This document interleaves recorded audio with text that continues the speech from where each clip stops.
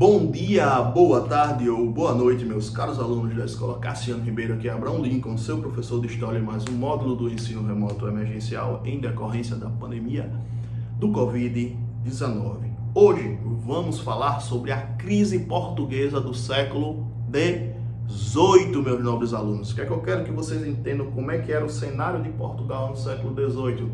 Portugal, comparado com as outras potências da época, ela estava desamparada, fraca, abatida e decadente. As potências europeias do século XVIII eram Grã-Bretanha, França e Holanda. Sobretudo, a França e a Holanda enriqueceram muito em decorrência do conflito e das vitórias que conseguiram dos campos políticos e dos campos sociais e até da reconquista de algumas áreas coloniais em detrimento, em decorrência de Portugal. Então, Portugal perdeu para a Holanda possessões no Oriente muito importantes. Portugal perdeu para a Holanda inúmeras rotas marítimas comerciais importantes e isso estava se refletindo no plano econômico. Quando as outras potências ficavam ricas, Portugal ficava pobre. Além das outras potências terem uma manufatura, uma indústria que estava se formando, produzindo produtos, girando a economia, comprando, vendendo, circulando mercadorias, Portugal estava ficando para trás. Não havia uma indústria, manufatura forte em Portugal. Então, ainda teve mais outros problemas.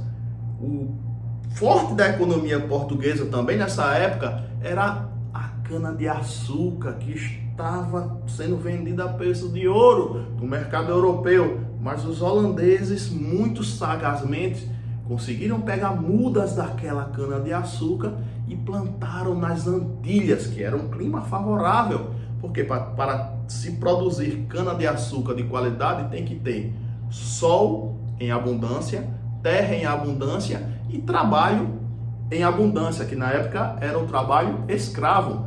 Como os holandeses não fizeram isso no Brasil, eles se alojaram em um lugar próximo do Brasil, que é as Antilhas, que é uma região próximo ao Caribe, ao México, e clima muito parecido com o do Brasil. Conseguiram produzir um açúcar de qualidade com um preço mais barato e entraram no mercado europeu, destruindo assim o eixo, o ponto forte da economia de Portugal, restando a Portugal fazer o que, meus nobres alunos? Se subalternizar a uma potência que era a Grã-Bretanha, que se tornou uma parceira comercial importante dele, mas que também explorava ela com muita força, com muita veemência. Enquanto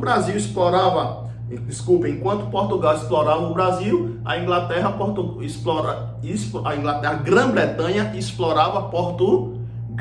Muitas das riquezas que os portugueses usurparam do território brasileiro foram dadas de bom grado à coroa da Grã-Bretanha. E isso refletiu no arroxo, no enrijecimento do pacto colonial, que era que a colônia, que era o Brasil, só podia vender seus produtos para a metrópole Portugal. E teve duas datas muito importantes, que foi 1661, onde foi proibida o comércio com navios estrangeiros.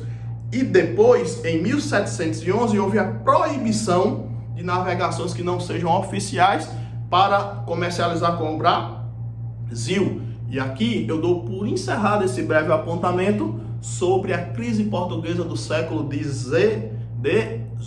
Dou por encerrada a aula de hoje. Anotem o seu nome no exercício no Google Forms, que vai estar logo aqui abaixo, que nós vamos computar a sua nota no momento oportuno. Fiquem com Deus, sejam abençoados e até o nosso próximo encontro.